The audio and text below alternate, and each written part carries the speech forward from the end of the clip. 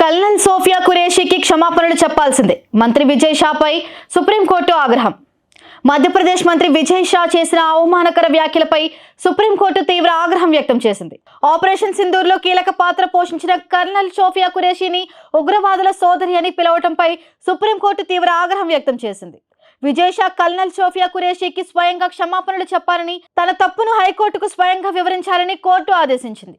విజయ్ షాపై మధ్యప్రదేశ్ లో criminal case నమోదైందనే విషయం తెలిసిందే. స్టే కోసం ఆయన హైకోర్టులో అభ్యర్థించిన దరఖాస్తును నిరాకరించారు. అయితే అరెస్టు జరగకుండా అడ్డుకోవాలని సుప్రీంకోర్టులో ఆయన చేసిన అప్పీలపై సిజిఐ ఒక్క రోజులో ఏమీ జరిగిపోదు, మీరెవరో మాకు తెలుసు అని వ్యాఖ్యానించారు.